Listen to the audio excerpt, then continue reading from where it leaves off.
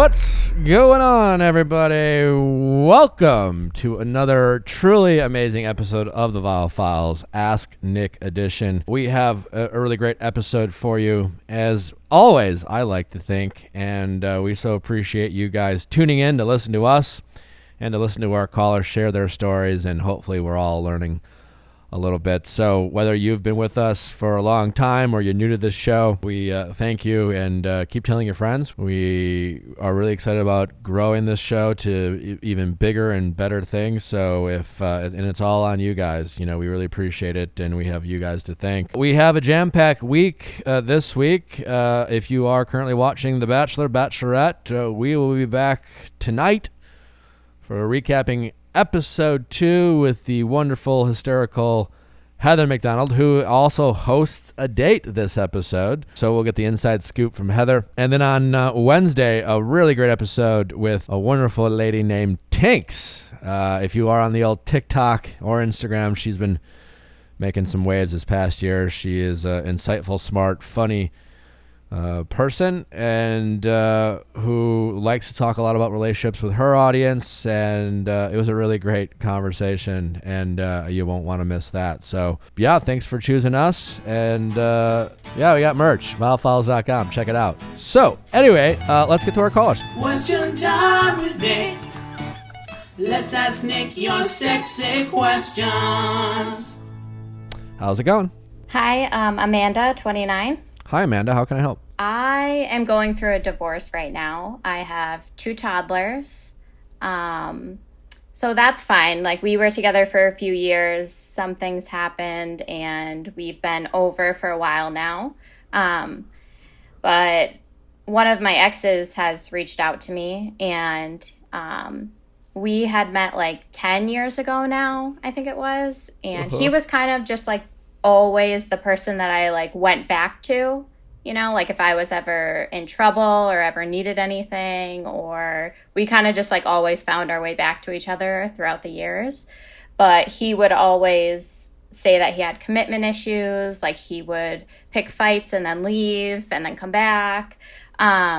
So I think that's kind of like what he's doing this time. When we started talking, he was like, I regret leaving, and I should have known that you were the one when, back then when we were together all those years on and off. And he kind of like love bombed me in the beginning, and just said like, you were the one, like I just need another chance. And then I was like, I don't know, maybe. And I was kind of pushing him away, like, I don't really trust you. I don't really trust what you're saying. And then he pretty much just kept on with it. So I started to believe him. And once I started to like get invested into it, he started to pull away. And he was just like, well, because we live a couple hours away from each other, like about 3 hours. So it's like a day trip, to see each other. And he was like, I can't really like see you. I can only see you like maybe every other weekend, maybe. And I can't really make plans. And I was like, well, I mean, I'm a single mom. Like, I need to know, are we doing this or are we not? Like, I need to plan ahead. Like, I need to get a babysitter for the kids and stuff. And so he's got me invested, and now it's just kind of like up in the air. Like, we're kind of just like, we start fighting with each other. It's kind of like a miscommunication. And at this point, he kind of just says like, you're too sensitive. You need too much attention. You're too needy, because like, I want him to like text me and see how my day is going, and see me once a week. Like, I wanted him to commit to seeing me 1 day a week, and he couldn't do that. And then so he'll tell me he's coming, and so I'll get ready and everything, and then he just like won't show up. But sometimes he will show up. Yeah.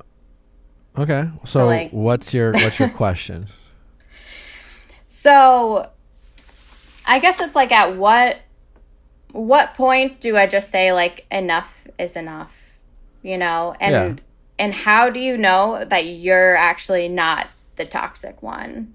Like, he says I'm too needy and I need too much and I need too much attention.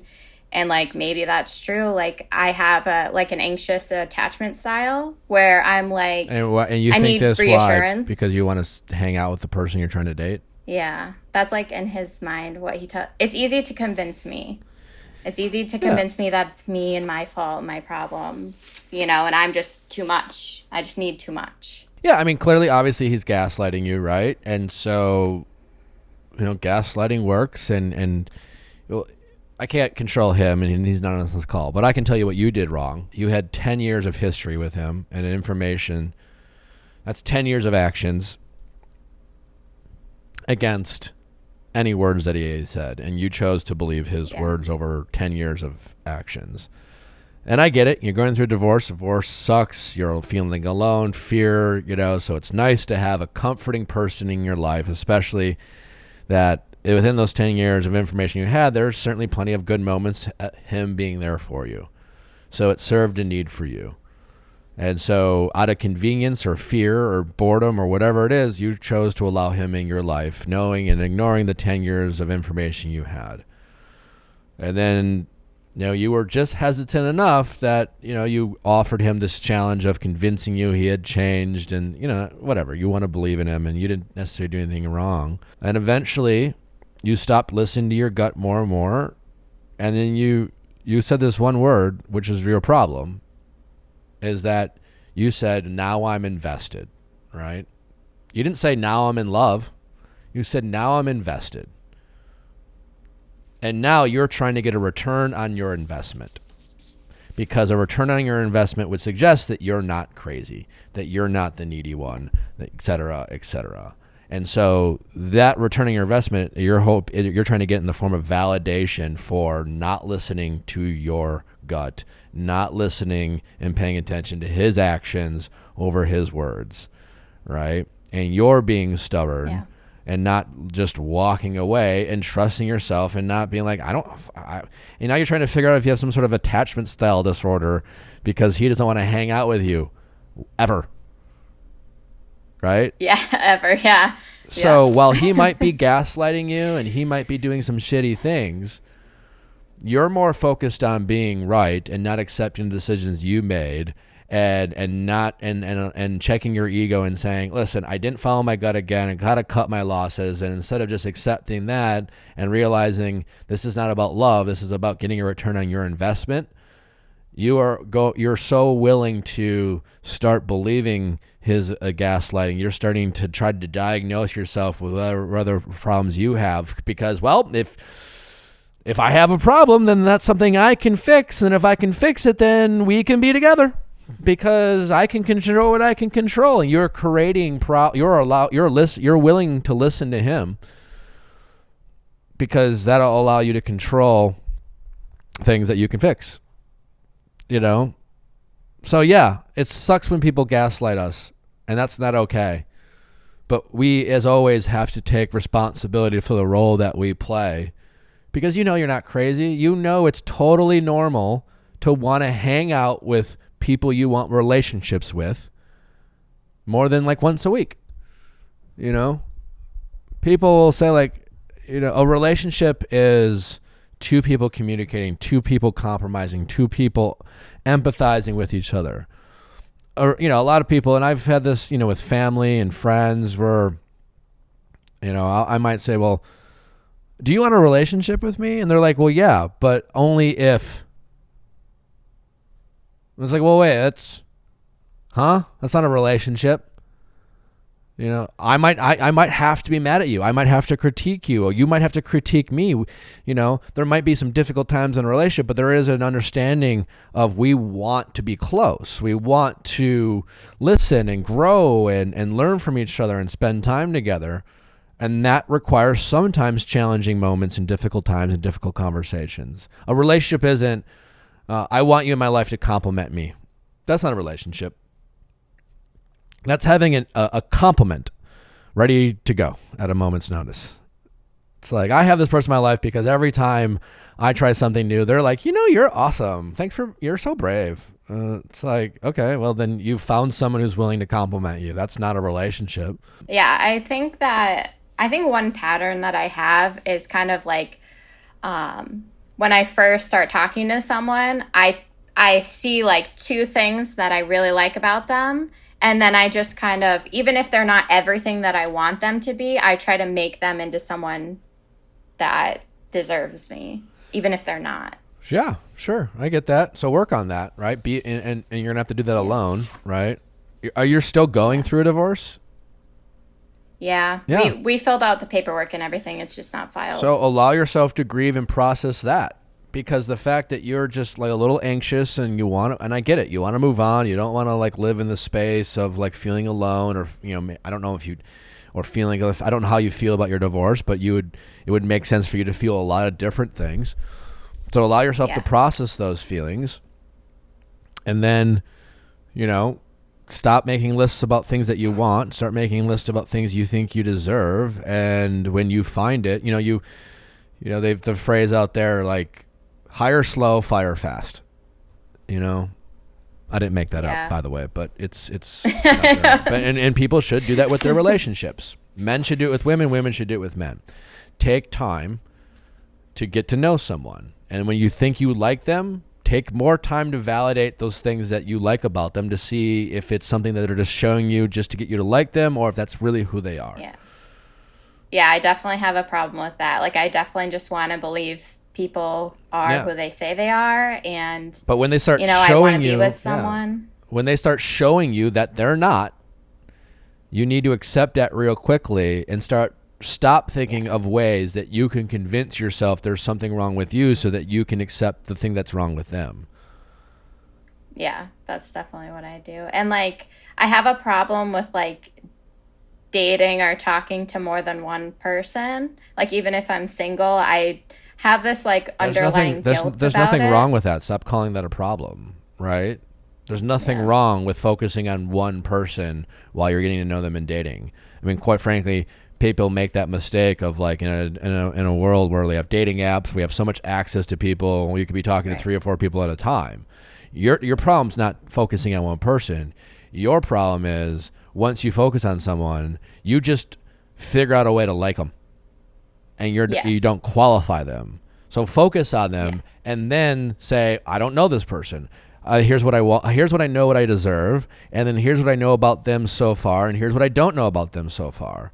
And there's a good chance that, you know, they might be trying to be their best self around me. And don't be a cynic, but just like let it take some time. And investing in a relationship, even if it's a dating one, for a couple months is okay. And, you know, like people was like, well, I invested 2 or 3 months, so like, I guess I have to like, well, I don't want to waste those 2 or 3 months. So then you date someone that like isn't right for you for 10 years. Like, what is that? So be okay with, if you want to like go slow and focus on one person at a time, there is absolutely nothing wrong with that. But just know when to fire fast. So you got the hire slow part kind of down. Well, not really, but like focus, you know, but you need to know when to cut them off quickly when they start showing you who they really are.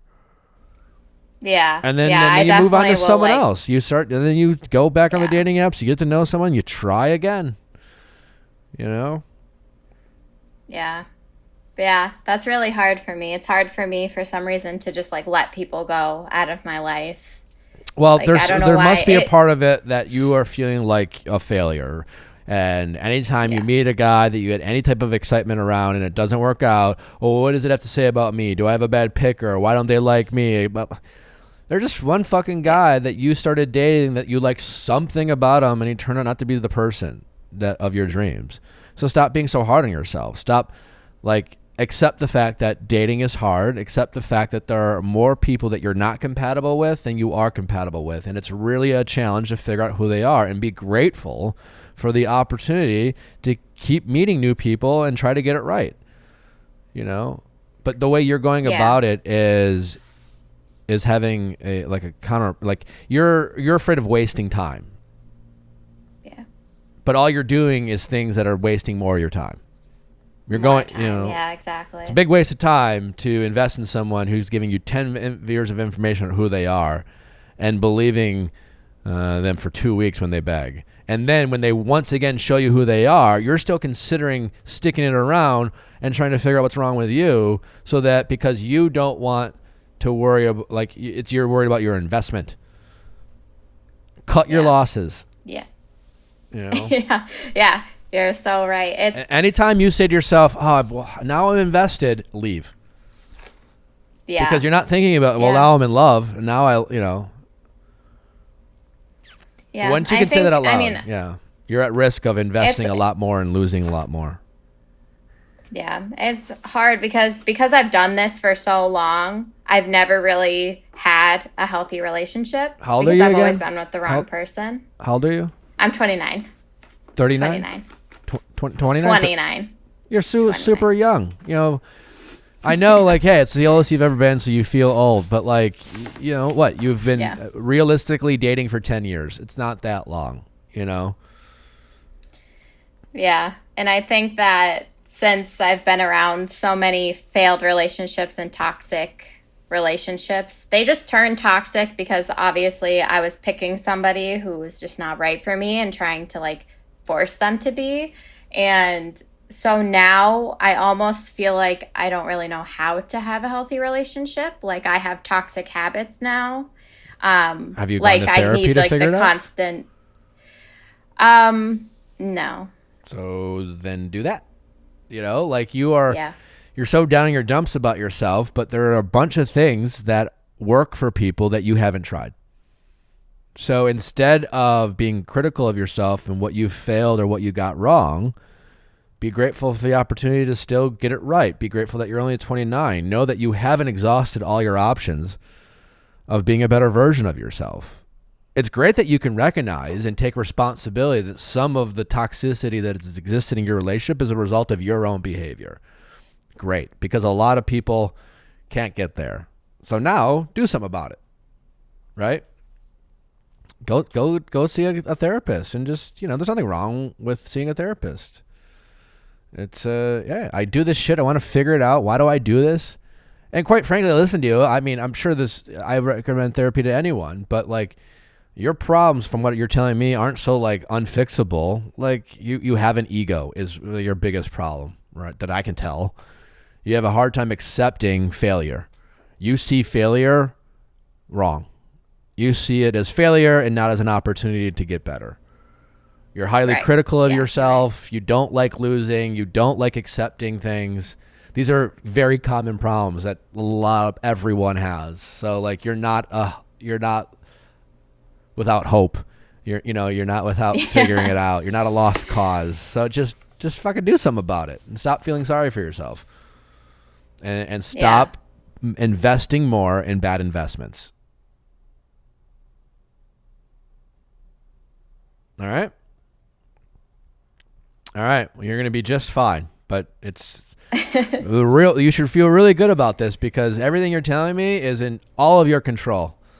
You know, like, it's all on you. You're not waiting for anyone else. And now you're at a point where, well, what could I do better? And great. That's a great place to be. And there's a lot of things you can do, and that should make you feel good.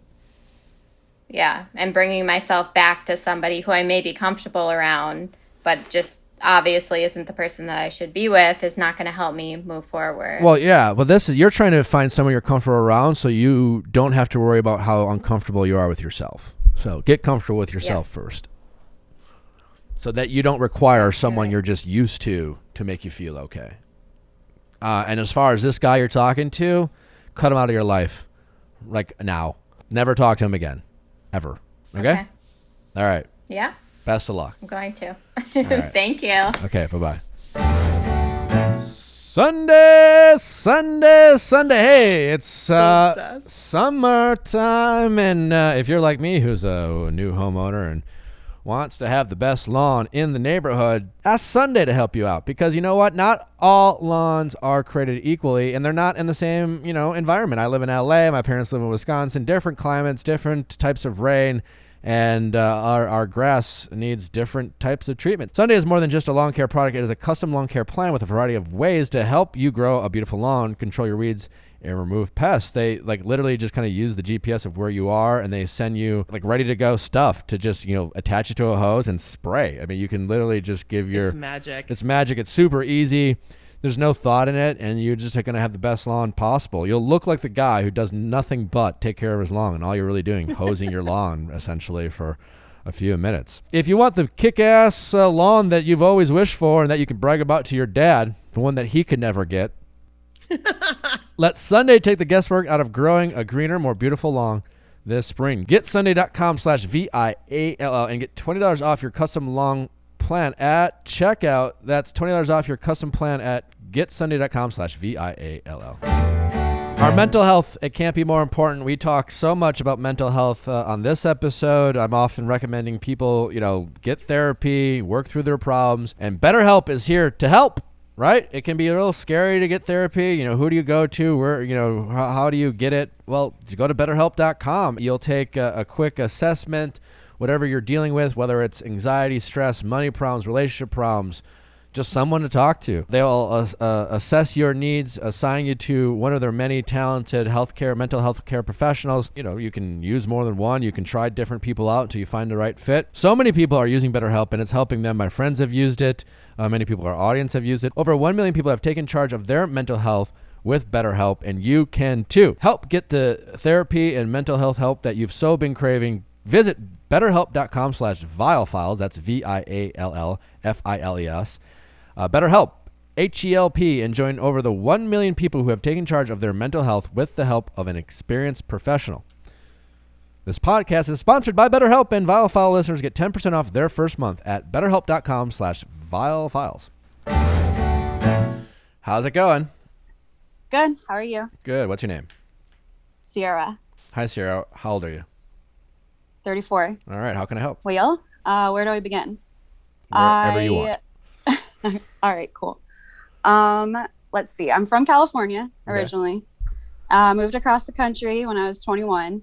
I'm 34, so I've been over here 13 years. I moved here for my high school sweetheart, and then he ended up just bouncing after a year. So I stayed out here and just went to school, dated a bunch of people. Had this roommate that met this DJ that she started dating, and then I was introduced to his DJ friend who ended up being my neighbor.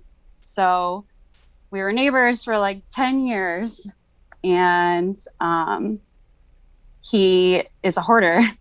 So as friends, I would try to help him clean his house, and he dated other people and I was dating other people, but we had this like whole friendship where I'd come over and help him clean his house. Sounds crazy.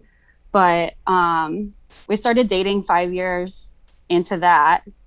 And we're at the point where like, okay, I'm going to move in, or I'm not going to move in, or we're going to get our own place or something. But how do I, navigate this whole new, I don't know, direction. You just started dating? No, we've been dating 5 years. You've been dating for 5 years. Okay. Yes. And you've known each other for 10 years. Yes. And now you're deciding whether you want to move in with them. Exactly. And you haven't decided yet? You're still deciding? Well, I can't move in. Like, there's boxes everywhere. There's T-shirts and projects everywhere. So it's legit. Like, this is not like he's a hoarder. He keeps like all his jeans. He's a legit. He's an extreme case. It could be on a TV show. It's gotten better. Yeah, pretty much. And I'm just curious, yeah. Other than that, great guy. Just I don't know. I'm not saying a hoarder isn't, but kind of gross. The hoarding thing is. Yeah, exactly.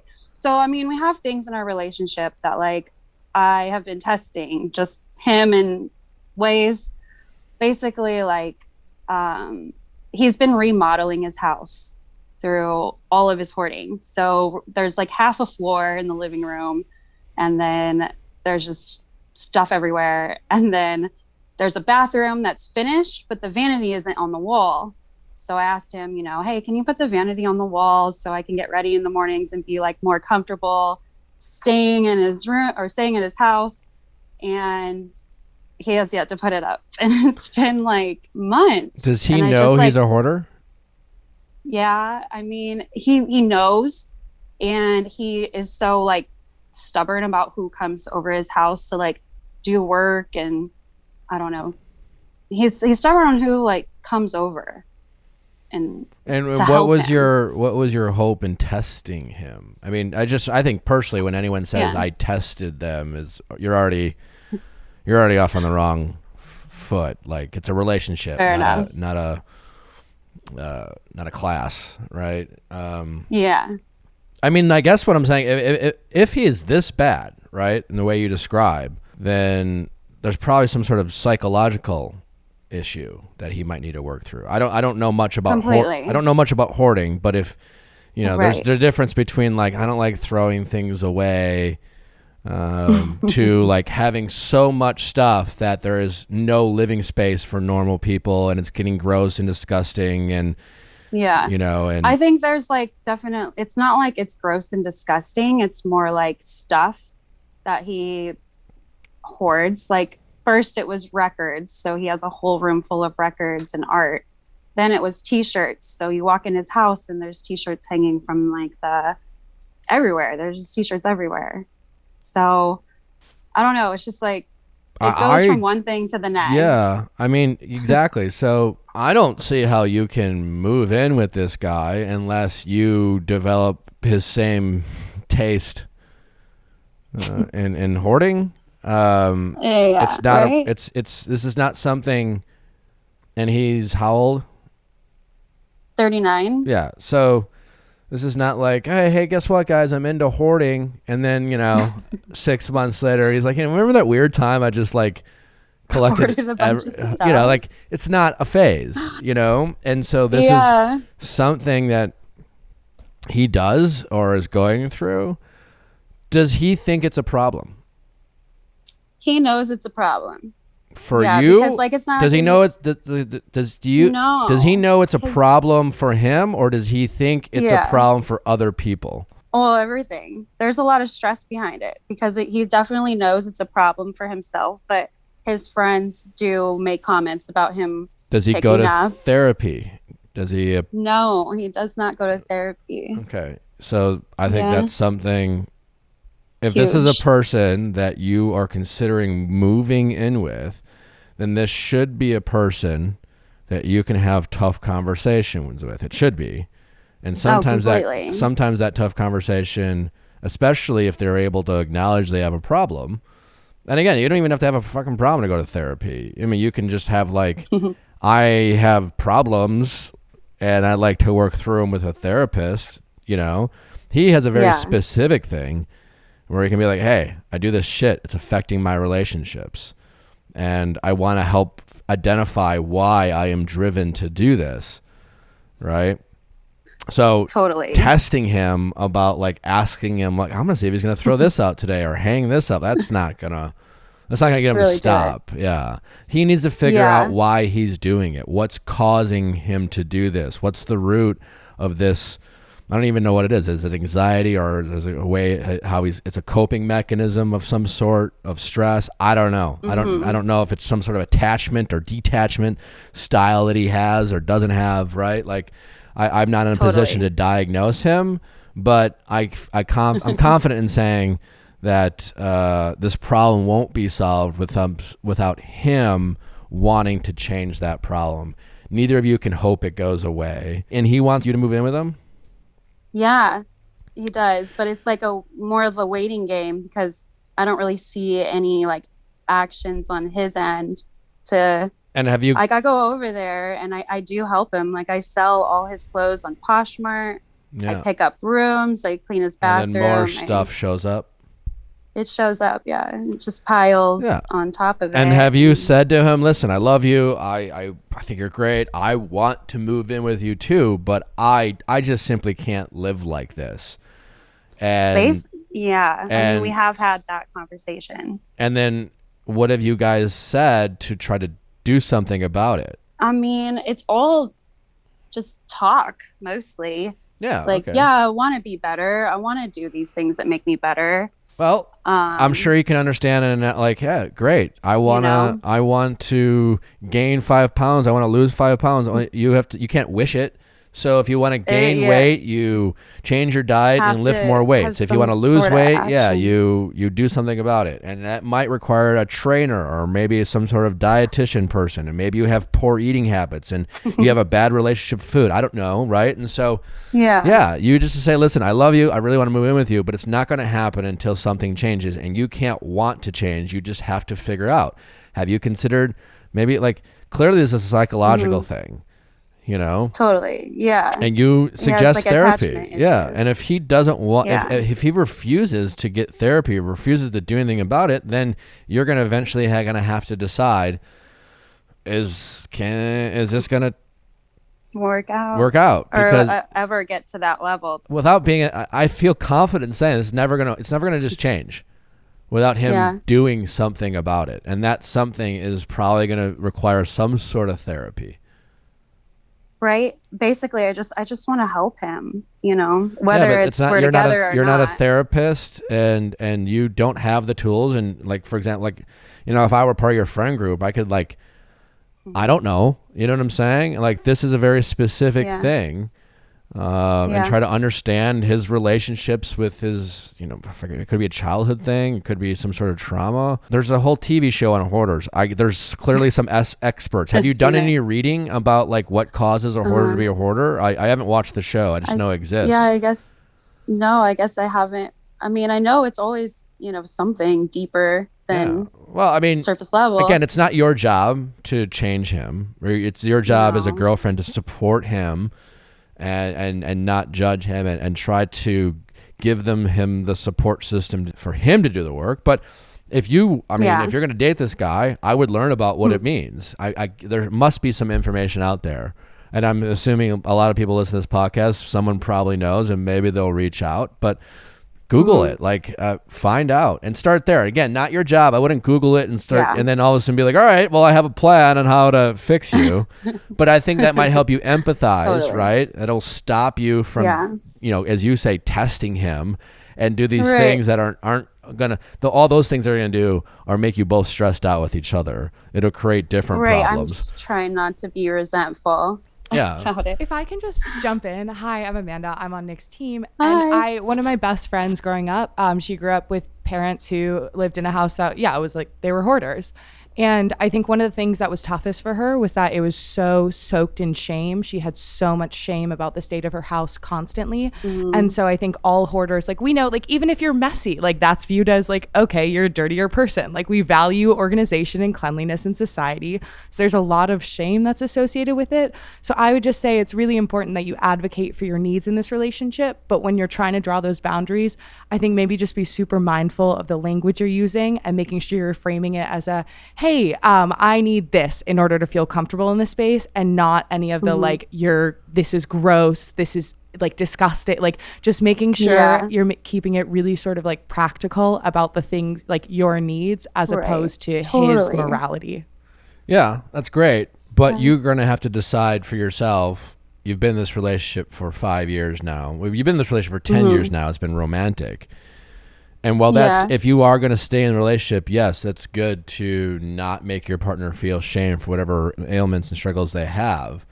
But it's not your husband, it's not your parent, and you just have to decide, is this person willing to do something about it? Because while you don't want to shame them, you also have the right to not accept this behavior. And if you want to be in a relationship and you want to live with your partner, they're going to have to change and do something about it. But I agree with Amanda in the sense it does you absolutely no good to stay in this relationship, not learn about it, not have him do anything, and just ridicule him the whole time.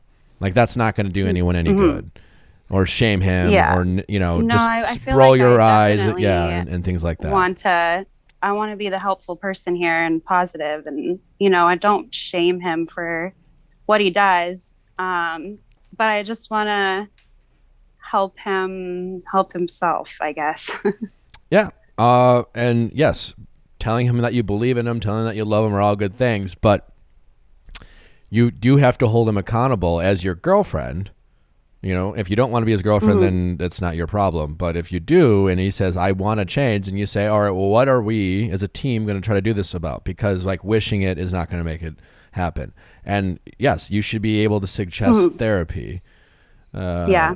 And maybe you doing yourself some research and educating yourself will help you. There must be some information out there of how to communicate, like an intervention, so to speak. How do you do that? But I think that's definitely the next steps, is just communicating that I want to do something more about it, rather than just, like you said, waiting for it to just, I don't know, figure itself out. It's good news that he wants you to move in, because he wants something and that might be a catalyst and motivation for him to actually do something about it. Because if he didn't want you to move in, he wouldn't necessarily have a reason to change, right? So this could be definitely an opportunity, but he has to show you how much he wants it, and I think that's what, definitely. All right. It's Well, thanks for calling. Very interesting. We've never talked about hoarders before, but I know I never heard hoarders on your podcast, and I was like, I wonder your thoughts, because well, I don't know much about hoarders. Obviously this is something that he needs to work through, and he has the right to not change if he doesn't want to, and you shouldn't shame him, but you have a right to not be in a relationship where you would be expected to live in an environment that you don't feel comfortable in. Right. Yeah, that's what it comes down to. But it's been 10 years. It's been 5 years as as you know, nothing is going to just change by wanting it to not be. I just feel like I've put in what I can completely, and I feel like it's obviously bigger than me. I can't be the only one trying to help him get through this. So again, there could be like an intervention of people, but it comes down to him. Does he want to get better? Does he think this is affecting his relationships, and does he care enough to change? So for sure, criticizing him or helping him isn't changing him, because that's just in some ways enabling him, because there's nothing he has yet to lose anything of value as a result of this thing he's doing. Or you might not even be criticizing him or shaming him. You might just be saying things that are reminiscent of other stuff, and so he's hearing it in that way. Yeah. But either way, I'm still, at this point, he just needs to decide whether, because this is not like, how do I cope with a hoarder? You just need to, you want to see real change, and you have a right to do that. Awesome. Yeah. It's hard to I don't want to give up on him. Even if our relationship doesn't work out, I still want to see him, obviously. Yeah. Unfortunately, I get that you love him, you're in a relationship, but it's best for yourself, and quite honestly, best for him if this relationship doesn't work out, that he loses you. It might be the one thing that helps him, put things into perspective. And, it's the dream to still have the people you care about in your lives if the romantic relationship doesn't come out. But you can waste a lot of years. He's not, you don't want to lose him as a boyfriend, but make him your project. Right. So, yeah. But the good news is, is you have yet to actually do what I'm suggesting. And that is really set some boundaries and say, I want to move in with you too. Let's figure out a way to make this possible. Let's look at our options. Let's not just hope things change. Let's actually try to do this. And I'm here to support you, and I'm here to work through this with you. But I need to see results, because I can't, we can't, and I can't. So it's up to you, but he's got to want to do it for himself. I completely agree. Thank you for that. You definitely hit the nail on the head. All right. Well, best of luck. Let us know how it goes. Thanks, Nick. All right. Take care. All right. All right. Bye-bye. You too. Bye. How's it going? Good. How are you? Good. What's your name? My name is Amy, and I am 33 years old. How can I help, Amy? In watching all of your podcasts, I have learned a lot about my relationship. I had no idea this was happening, but you introduced me to the topic of gaslighting. Okay. And unfortunately, I'm pretty sure that's probably what my husband does to me every time we have an argument. I'm sorry. He constantly is telling me how I am too sensitive, how I'm supposed to be feeling. He is always telling me that I need to feel a certain way and I should not feel the way I do. Unfortunately, when we had my son 2.5 years ago, I suffered from really bad postpartum anxiety. Oh, I'm sorry. So I changed as a person, and he struggles to understand that. I was a pretty carefree person before I had him, but having a kid makes you stressed out. Yeah. And so he's just, all of our arguments now lead to him telling me exactly how I should be feeling and how I'm acting crazy. So I am trying to figure out how to talk to him about it and without making him angry or without having it happen all over again when we're in the conversation. Yeah, it's a struggle. Have you thought about couples therapy? So I brought that up to him about a year ago, and he said, we don't need that. We should be able to figure it out on our own. Okay. Fair enough, but it's been a year. Sounds like it's still a problem. Have you since been to him like, all right, remember that time I suggested couples therapy and you said we could do it on our own? Well, we haven't. So how about we go to couples therapy? I mean, you're being obviously, but yeah, the point stands. Yeah, it's hard for me to tell you this because my advice really would be for him in the sense that what I would tell him if he were here is that you got to stop telling your wife how she should feel because no one can tell you how to feel. People can feel whatever they want. We live in a time where people have all these feelings and we want to be respected for our feelings and we want to feel validated for our feelings. And your feelings, right? For example, he can't tell you how to feel, but he can feel a certain way about how you handle your feelings, right? And as a married couple, you guys have to figure out how to respectfully allow your partner to feel and then work through those feelings together so you can both get to a place where you feel positive things, yeah, like a really great example is like last night, actually. He wants to have another kid. I don't. So it's a constant topic of conversation. And he's trying to tell me that I'll feel regret and I'll feel upset that I don't have another kid when I'm old. And I don't think that I would feel that way. You must get really mad. Yeah. I mean, also he can't predict the future and he's projecting what he wants and then telling you how to feel. And yeah, I mean, I think you need to do my advice to you more than anything is you stand your ground on the things that how you feel, right?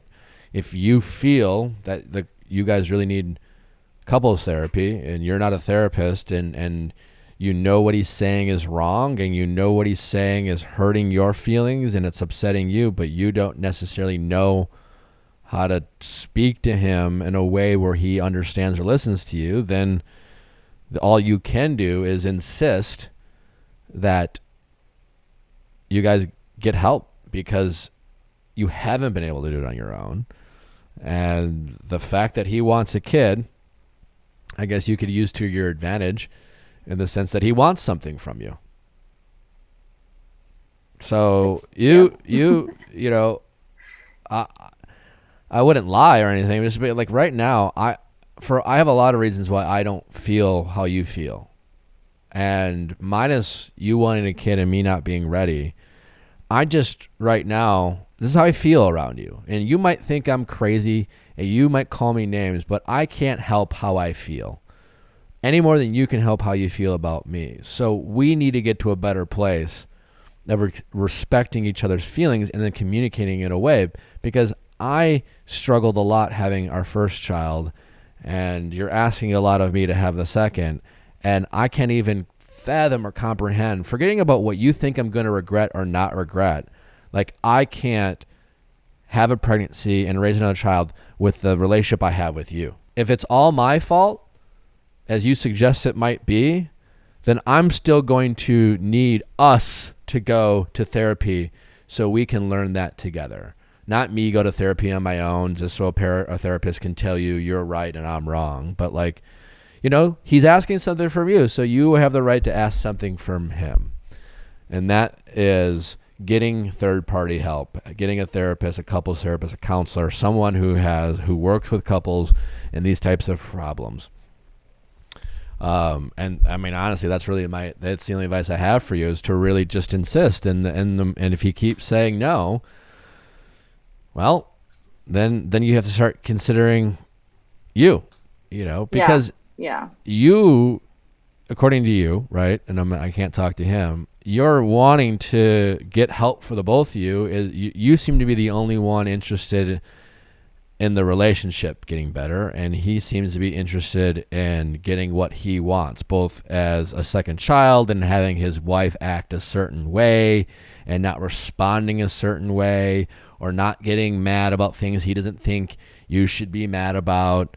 He doesn't have to necessarily, I mean, he should try to understand, but he doesn't have to understand for you to be justified to feel a certain way. Yeah. And I mean, you can have him call in, and I'll tell him this. So I don't know if he'll listen, but I think you just have to. It's great that you suggested a year ago, but you gave up on it, and that's what you should not do. You should revisit that conversation. The fact that you have a few things going for you, and the year that he said you could do it on your own and hasn't, and what exactly has he done to suggest nothing?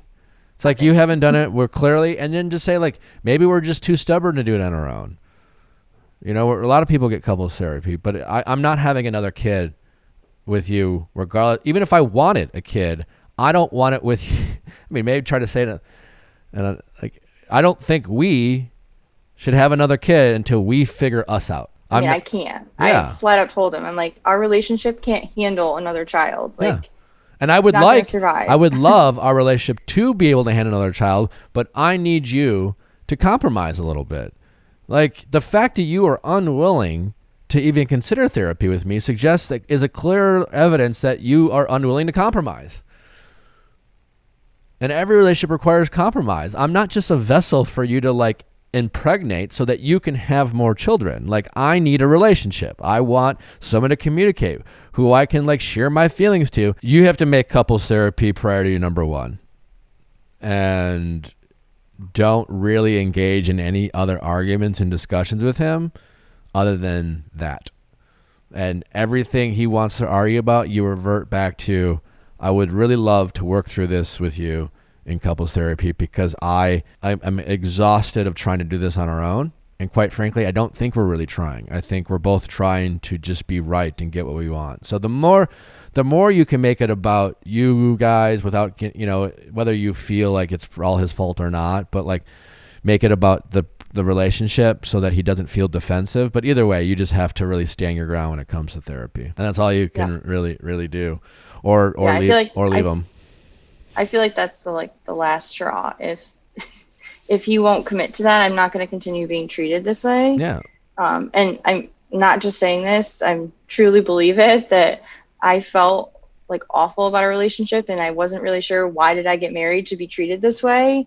I've never been married before. It's the only time I've been married. Yeah. And listening to your podcast and your information, it made me realize that I'm not the only person out there feeling like this, and that unfortunately other women get treated the same way. Yeah. So it's unfortunate, and you know, men can be treated this way too. You know, like we have a lot of hopes and dreams when it comes to marriage, and we have a lot of no one gets married with the expectation. I mean, that people are like, yeah, I know marriage is hard, but you still like get married with the idea that this person is going to be patient and kind, and you know, you probably even at your wedding, you know, had read that passage, love is patient, love is kind, love is this. And it's just like, well, what the fuck is this bullshit, you know? But yeah, once you've acknowledged that, you know, and that's the thing, it's really, you know, a lot of people, and I'm glad you said that, because a lot of people in your position will be like, I never thought this would happen to me.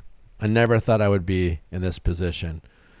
So get over that and just accept that you are, and that sucks, right? But once you accept that, you know, 'cause now you can do something about it. You can insist on therapy, or as a young woman, you can leave, and that sucks. And obviously it sounds like you really want to fight hard for this relationship, but you're right. You don't deserve it. It's torture. It's a form of torture. Being in a toxic or abusive relationship where someone's constantly shaming you for how you feel and then telling you that you have to change and they're unwilling to make any compromises whatsoever. And then all of a sudden they're just like, yeah, also, by the way, I want to knock you up again. Yeah. You know, what the fuck is that? So, yeah, try to just insist on therapy and stand your ground and absolutely refuse to be treated that way, you know, and you'll and that will at least help you growing your confidence in terms of allowing you, if you have to leave, then so be it, but you will do it knowing that you tried. Yeah, and he won't give up because he's Catholic. And you only get married once and you don't get divorced, and that's how he feels. But that doesn't mean that I have to stay in a relationship. You're not his property. He doesn't own you. He can do whatever the fuck he wants, but you have the right to leave. And if that's what he wants, then he needs to do something about it. All right. Well, I'm sorry you're going through this. That sucks. But just stay strong, and you have some options. And the good news is he does want something from you right now. It's a great way to convince him to try to get therapy. Yeah, I'm not having another kid with this the way it is right now, and I guess I can hold that over his head. No, I'm just kidding. I mean, yeah, but you don't want to hold it over his head, but for someone, if he wants something from you, you want something from him, and I absolutely, if it's like, hey, I want to get pregnant, we went to therapy once, but like, yes, things that I'm miserable. You make me miserable. You scare me. This is how I feel. And even if I am crazy, then I need you to go to therapy with me so we can figure out if I'm crazy or if you're a fucking dick. So let's figure it out together. So, all right. Well, best of luck. I'm sorry you're going through this. All right. All right. Thank you so much. Take care. Bye-bye. Bye-bye. How's it going? How's it going, Nick? Good. What's your name? My name's Ethan. How old are you? And I'm 19. All right. How can I help? All right. So I'm an ex-Mormon. I was born into it. And then when I was about 14, my dad left. And then a few years later, my whole family left. Okay. Including myself. All right. And so I'm going into my second year of college. And obviously, I've been raised by traditional Christian values, whatever you want to call it. So, my gut instinct is to look at sex, and dating and that kind of thing as something that, is kind of more for like a long-term relationship. Sure. As opposed to just, casual sex and hooking up and that kind of thing. So, I kind of told myself that was what I was going to do, of course, until I met a girl, and then things get real, right? Yeah. And then reality slaps you in the face. So, I meet this girl. We hit it off like immediately, right? I take her on a few dates. A few weeks later, the elephant in the room is, are we going to hook up, right? I mean, that's the elephant in the room. And so I just played it safe, and I said, well, I'm really not looking for anything casual, and I just, I'm really only going to do that kind of thing if you're willing to commit to me, right? And so I basically scared her away because we haven't talked since, so I scared her away. Yeah. So I'm asking you for your advice on like whether it's worth keeping this mindset or I just ought to like let this stuff go. Well, I guess, I'm not here to tell anyone, when they should have sex or if they should or shouldn't have sex, regardless of the fact that you left the Mormon church, right. You still have your values, right? And like you're a young man, right? So you're still figuring out life and for yourself. So let's just figure out like how you should approach things depending on what you want. So like in this situation, you started dating this girl, you're going to date, things, escalate. And at this point, when you said something to her, how long were you dating for? Well, things got kind of heavy about 2 weeks in. 2 weeks in, right? So yeah. And so I think a lot of people can relate to this story. I think we have a lot of women listen to this podcast, and I think the stereotype is more women might relate to you and feel this way, because regardless of, religious backgrounds or whatever, men and women are both kind of participating in hookup culture. But what I find a lot in this podcast is, they might not be saying, oh, well, I want to wait for marriage, but they do want to wait for an established emotional connection, right? They don't necessarily just want to have sex with some guy a couple weeks in and have him be like, all right, well, thanks for the sex, bye, right? Right. And so, and we've been talking a lot about this lately. Well, how do you go about participating in hookup culture and avoiding disappointment, right? And personally, I think hookup culture is, for me, any sex that you're going to have with someone without an established emotional connection, like a real foundation. And I personally think that takes a really long time. Now, regardless if you want to wait till marriage or if you want to wait till, and labels don't mean an established emotional connection, right? And I think that's where you made the mistake. Anyone can say, I'll be your boyfriend or I'll be your girlfriend, and then have the sex only to realize, I don't know if I like this person, and then they have the right to break up with you a couple weeks later. And that's where that disappointment comes in, right? People get bogged down in relationships. So it's like, well, he or she said they would commit to me, and then, as you get to know each other, right? So if you want to avoid disappointment emotionally, you should wait to have sex, right? And it takes a long time to get to know someone. Right. Not weeks, not even months.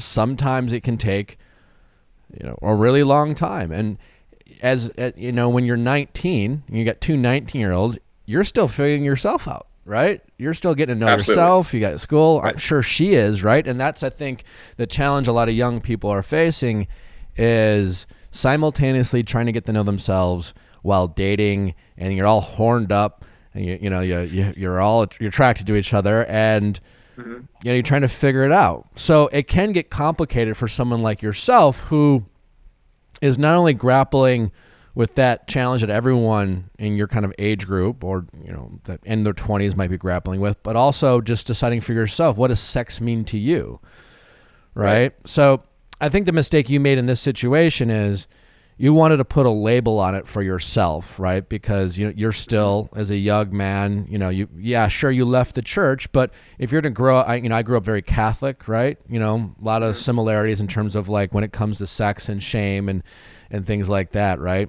Right. And so my guess is that, you're still grappling with that. And so you've decided, okay, well, I might not be waiting for marriage, but sex still means something to me. So I still at least need a commitment from someone. So you've been dating this girl for 2 weeks and you like her, and you're like, well, I'm going to need you to be my girlfriend, so we can have sex. And I get the motives behind it, but I think as I'm talking, you even hear how silly that might be in kind of practicality, right? Because you don't know her, she doesn't know you, you're still getting to know each other. So now I'm not saying you need to have sex right away, but maybe if you decide that you still want to establish emotional connection, and at least you don't want to hook up without any assurances, because there are no assurances, right? Especially in the first couple weeks or months. You could say, hey, listen, I really like you. I really want to keep getting to know you.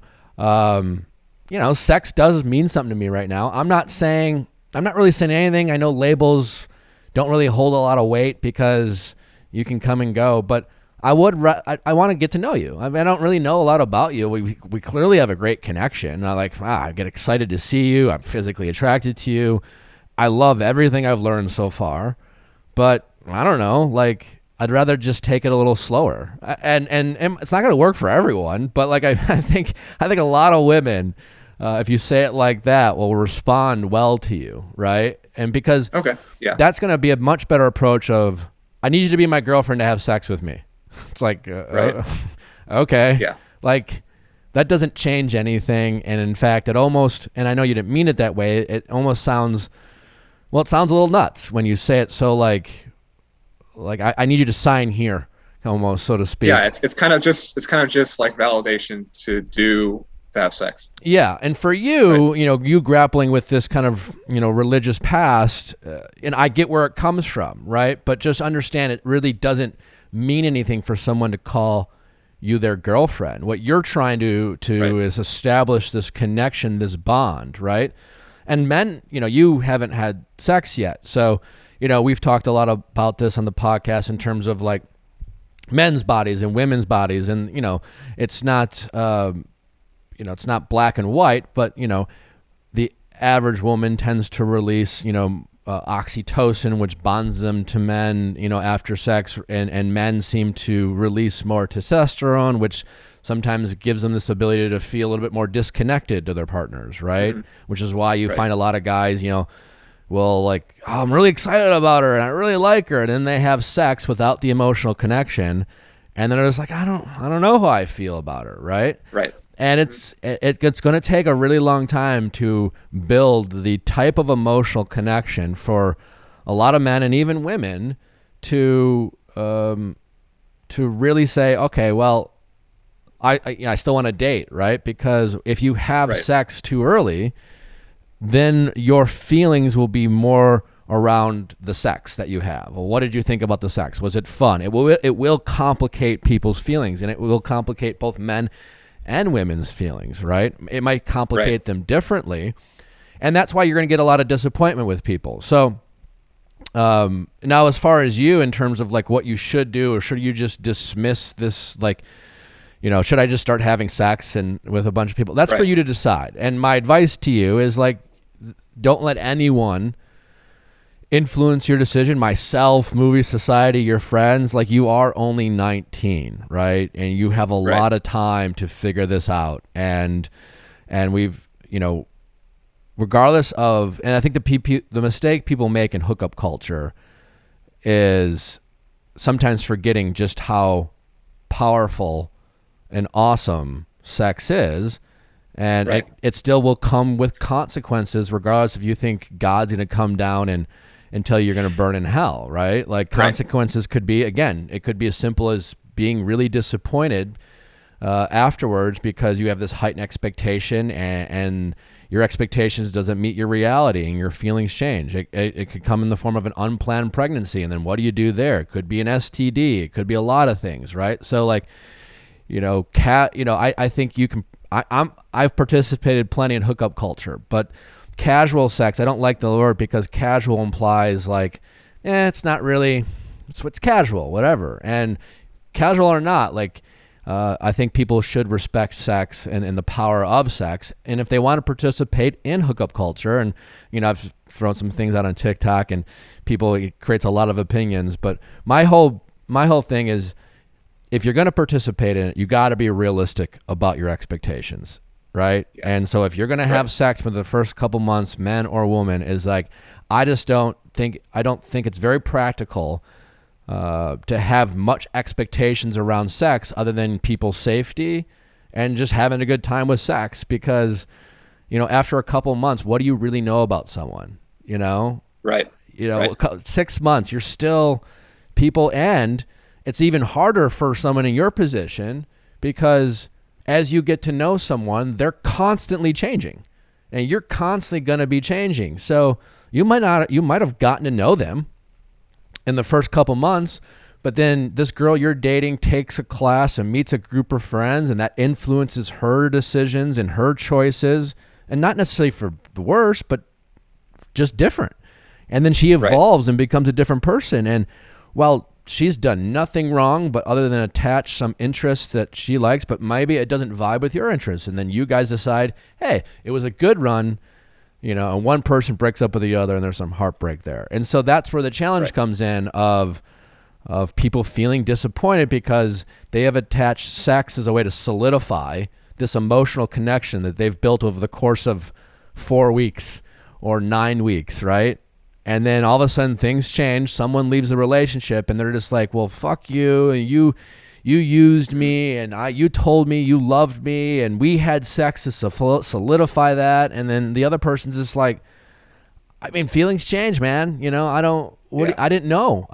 And so, you know what I'm saying? So, like, I think, decide for yourself, take your time, right? Like, And whenever you do have that, just kind of process those emotions. But you have plenty of time. I mean, I could sit there and tell you like, hey, I used to be Catholic and I used to feel real guilty and I used to have a lot of shame, especially the first time I lost my virginity. And then pretty much every time I had sex, with someone new, I would always feel shame and guilt and that Catholic guilt or Mormon guilt, regardless if you're in the church or not, can stick with you. Right. And eventually you'll just, you as you mature, people are different, but you get better at processing those feelings. And that can take time, and just know that you'll work through that. But until then, don't let anyone, there are going to be plenty of women who are going to love that you are waiting. Right. And then you're doing it for yourself. And then when you decide to participate in sex in a relationship, even if you get a girl, even if you are dating for 4 months and she's like, I love you. And you're like, I love you. Let's be boyfriend and girlfriend. Just realize feelings can change both ways. And you guys are still young and figuring yourself out.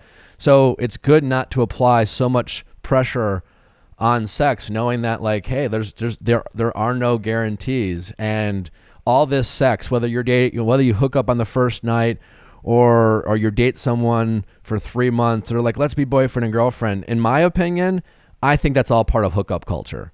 And I don't, in my opinion is I don't think there's anything wrong with hookup culture. You just have to be realistic about your expectations and what you expect to get out of sex without having a real strong foundation and emotional connection.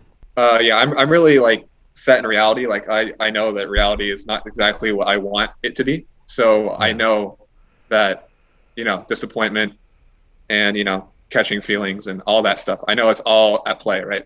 Yeah. So I know what to expect. And it is easier for me as a guy just because I'm wired a bit differently, like you were saying, than a woman.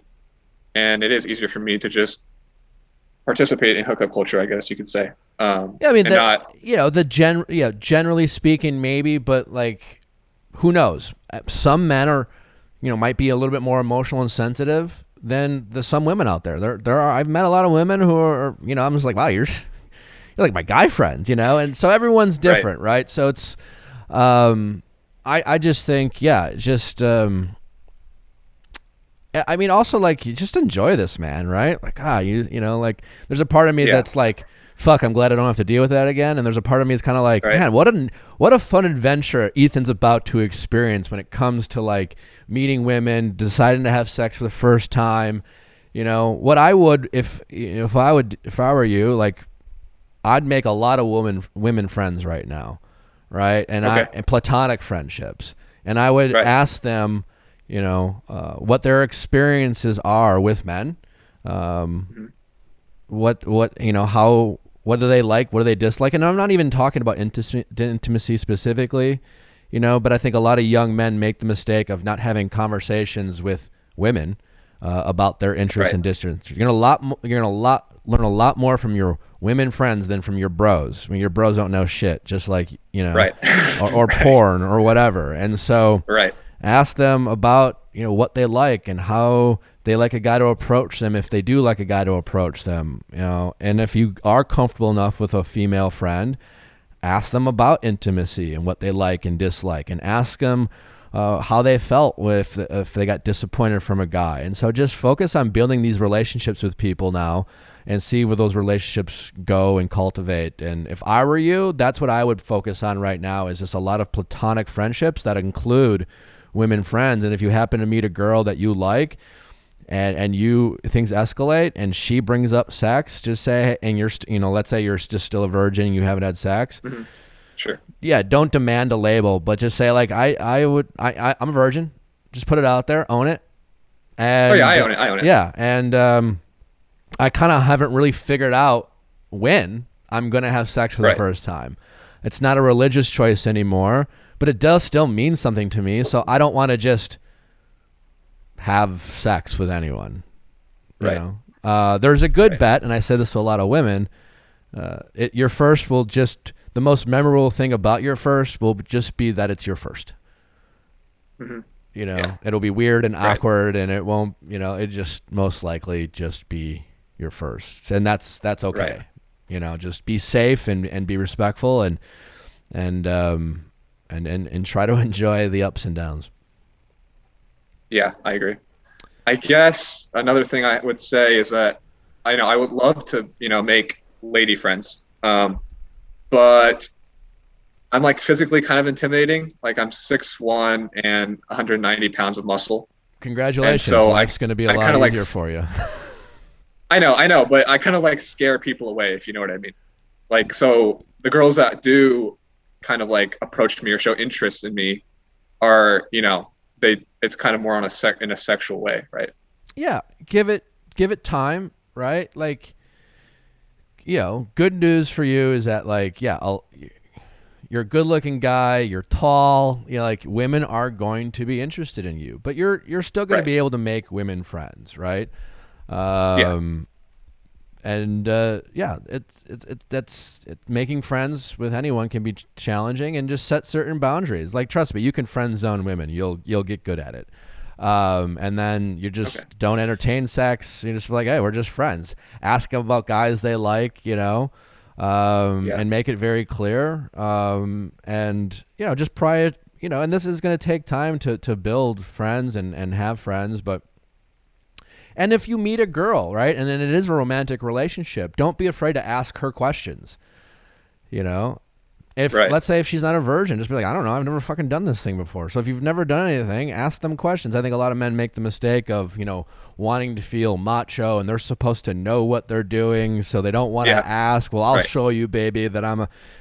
Just ask your girlfriends, even if it's someone you're interested in, again, what they like, what they're interested in, what has their experiences have been with other young men that they've dated that they liked or that they didn't like, and don't be so jealous that you can't. Oh, I can't imagine you with another guy. It's like, come on, it's right. And I promise, if you do that and you ask a lot of questions, you will be much better for it. And your relationships with women overall. All right. That was great advice. And I really needed to hear all that. So thank you. All right. Well, thanks for calling in, buddy. Best of luck. Take your time. Be easy on yourself, and just don't try to be rushed to label things just for the sake of avoiding any, religious guilt. Yeah, that's my biggest takeaway. So thank you for that. All right, buddy. Best of luck. Take care. All right. Thank you. All right. Bye-bye. Whoa. I did it. I crushed it again. You did crush it. Can't thank our callers enough, as always. Not always easy to do, but they all seem to be happy with the conversations we had. So thank them. Thank you. Don't forget to send in your questions, because we need your questions to have this show, and submit them to asknick@castmedia.com, cast with a K. Make sure to follow us. Follow me on TikTok, which is basically our podcast for the show. Viall Files, Instagram, so on and so forth. Remember, Bachelor recap tonight with Heather McDonald and Tinks on Wednesday. As always, we appreciate you choosing us. Subscribe, tell your friends. We'll see you tomorrow.